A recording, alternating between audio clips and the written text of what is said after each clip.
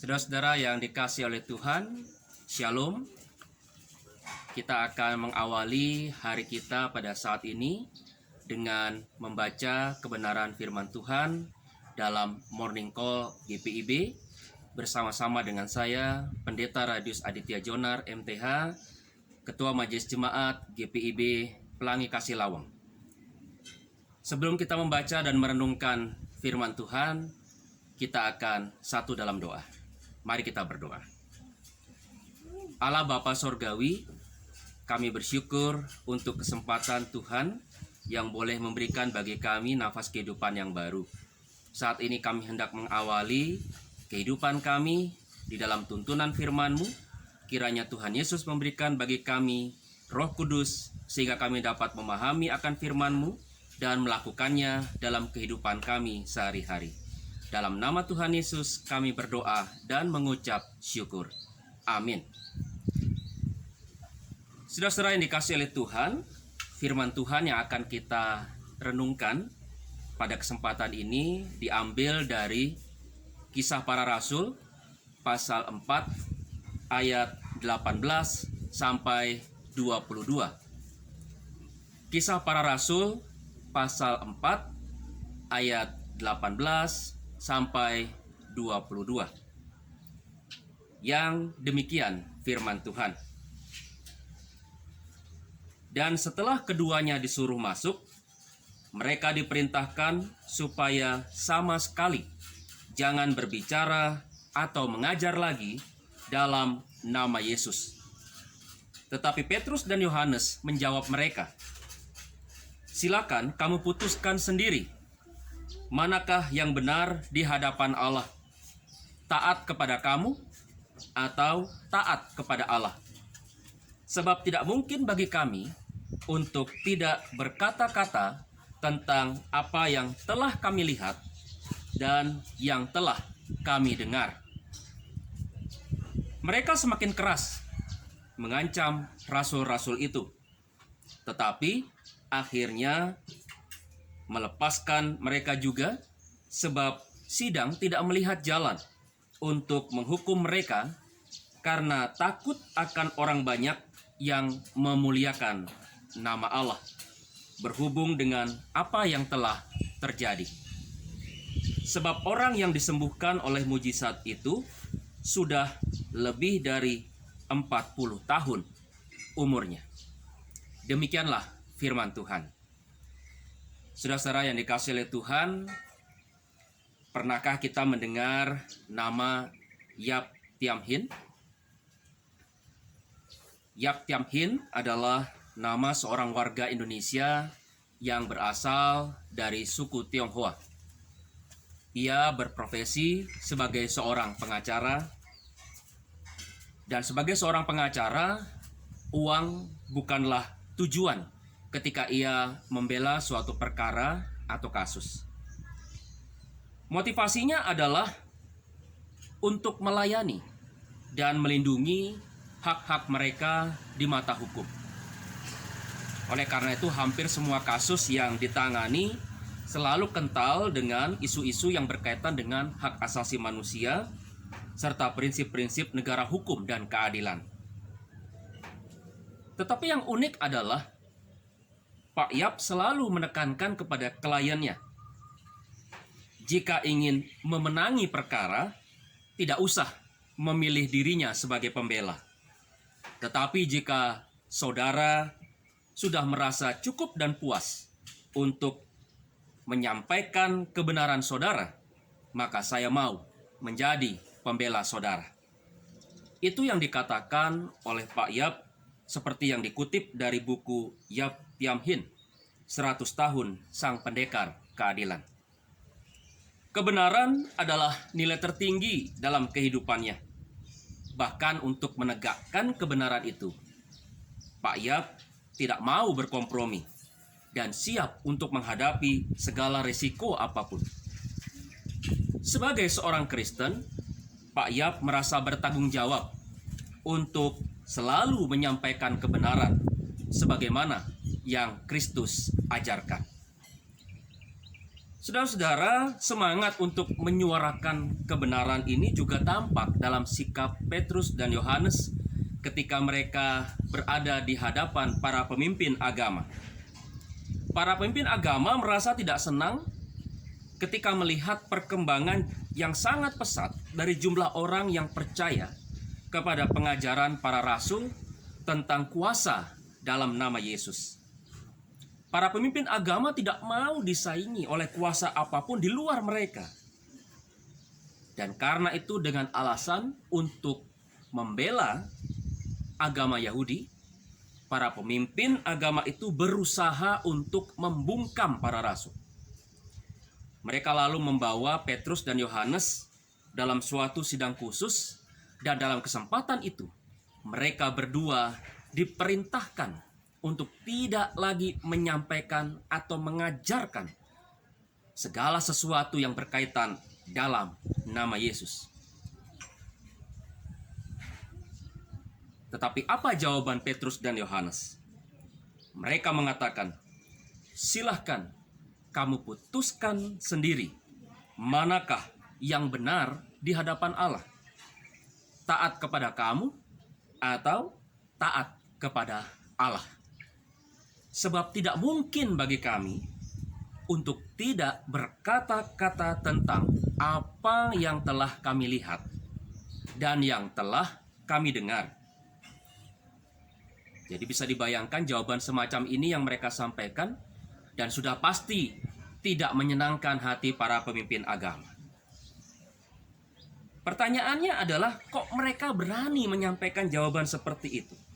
Apakah kedua rasul ini tidak memperhitungkan resiko yang akan mereka alami? Secara manusiawi tentu saja Petrus dan Yohanes pasti memiliki rasa takut. Tetapi ada satu hal yang mereka pegang, yaitu bahwa mereka meyakini kebenaran dalam nama Yesus. Takkan mungkin mereka dapat menyangkalnya, karena kebenaran dalam nama Yesus itu telah mereka lihat dan dengar secara langsung, bukan dari apa kata orang. Jadi karena itu mereka meyakini bahwa memberitakan nama Yesus justru menjadi bentuk ketaatan mereka di hadapan Allah. Gagal dengan perintah, para pemimpin agama lalu menggunakan ancaman. Kisah para rasul memang tidak menyampaikan secara detail bentuk dari ancaman itu. Ya, mungkin saja ancamannya bisa dalam bentuk hukuman dalam penjara, siksaan, atau mungkin bahkan kematian. Tetapi yang jelas, saudara-saudara yang dikasihi Tuhan, harapan dari para pemimpin agama itu bahwa dengan ancaman para rasul itu akan mau mengubah pendirian mereka, ternyata tidak terjadi. Para rasul tetap dengan setia dan taat menyebarkan kebenaran dalam nama Yesus dimanapun, kapanpun, dan kemanapun. Dan saudara-saudara yang dikasihi oleh Tuhan, bukankah kita yang mengikuti renungan pada saat ini adalah hasil dari buah kebenaran dalam kesetiaan dan ketekunan para rasul tersebut? Kita dapat memahami karya keselamatan yang Tuhan Yesus telah berikan dan menjadi bagian hidup iman kita. Dan karena itu saat ini kita menjadi bagian dari kebenaran. Dan kita dipanggil oleh Tuhan untuk menjadi pemberita yang menyampaikan kebenaran itu sebagai kesaksian dalam kehidupan kita kapanpun dan dimanapun. Yap Thiam Hien mengajak kita untuk melihat sisi kebenaran itu sebagai jalan Kristus yang harus kita ikuti. Artinya kita tidak hanya menghayati panggilan iman untuk senantiasa bersaksi bahwa Yesus adalah Tuhan dan Juru Selamat manusia. tetapi juga bagaimana kita menyatakan dan mewujudkan kebenaran itu di dalam sikap hidup sehari-hari. Kebenaran selalu akan menjadi jawaban atas apa yang dipikirkan Tuhan Yesus dan yang akan dilakukannya ketika menghadapi suatu masalah. Kita ingat dalam kisah Tuhan Yesus dengan seorang perempuan yang dituduh sebagai pezina. Semua orang ingin melempari perempuan itu dengan batu, sesuai dengan hukum agama Yahudi. Tetapi Tuhan Yesus memilih untuk tidak berdiri pada orang banyak. Dia tidak berdiri pada hukum agama. Tuhan Yesus justru memilih untuk menyatakan kehendak Allah yang memberikan kesempatan baru bagi perempuan itu untuk mengalami pengampunan dan pemulihan dalam hidupnya. Sebagaimana yang dikatakan Tuhan Yesus kepada perempuan itu pada akhirnya, pergilah dan jangan berbuat dosa lagi.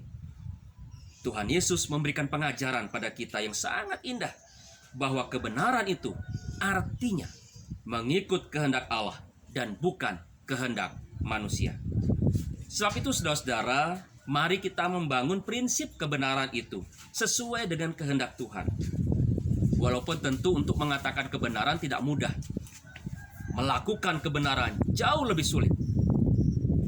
Kita diminta oleh Allah untuk senantiasa menyatakan kebenaran, karena kita adalah anak-anak kebenaran. Sebab itu saudara-saudara, nyatakanlah kebenaran sebagai tanda kesaksian kita sebagai anak-anak Tuhan di tengah dunia ini. Ingatlah bahwa apa yang kita ucapkan dan lakukan, semuanya akan kita pertanggungjawabkan secara pribadi di hadapan Tuhan Yesus Kristus, Sang Hakim yang adil di akhir zaman. Jangan karena ancaman, jangan karena suap secara materi, akhirnya kebenaran di dalam nama Tuhan lalu dikerdilkan. Mari kita memuliakan nama Tuhan di tengah-tengah situasi yang kita hadapi pada saat ini, di tengah-tengah pandemi COVID-19. Kita yakin dan percaya Allah sumber kebenaran dalam Kristus akan senantiasa menyertai kehidupan kita. Amin. Saudara-saudara, mari kita akan berdoa. Allah Bapa di sorga, kami mengucap syukur bahwa kami boleh menghayati kebenaran firman-Mu, agar supaya kami senantiasa menjadi saksi-saksi kebenaran dalam hidup kami. Ampuni kami ya Tuhan, jikalau dalam kehidupan kami pada saat ini, kami sering kali gagal untuk menyatakan kebenaran dalam kehidupan kami.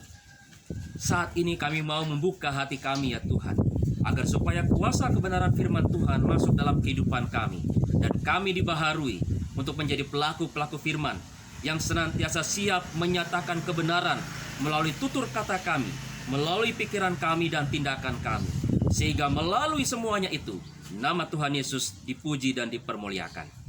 Kami berdoa untuk setiap aktivitas kehidupan kami pada saat ini. Biarlah kiranya karya Tuhan Yesus menyertai kami. Apapun yang kami lakukan ya Tuhan, Tuhan kiranya menyertai sehingga kami senantiasa ada dalam kasih karunia Tuhan. Berikan kami juga karunia kesehatan, sehingga dengan kesehatan yang baik, yang terlindungi, khususnya dari ancaman pandemi COVID-19 ini, kami semua dapat melakukan aktivitas kami dengan baik untuk hormat dan kemuliaan nama Tuhan. Kami serahkan kehidupan kami dalam setiap doa hanya bersama dengan Tuhan. Setiap pribadi, setiap keluarga anak-anak Tuhan yang mengikuti kesempatan morning call pada saat ini, Allah Bapa di sorga memberkati dan menyertai. Ampuni segala dosa dan kesalahan kami.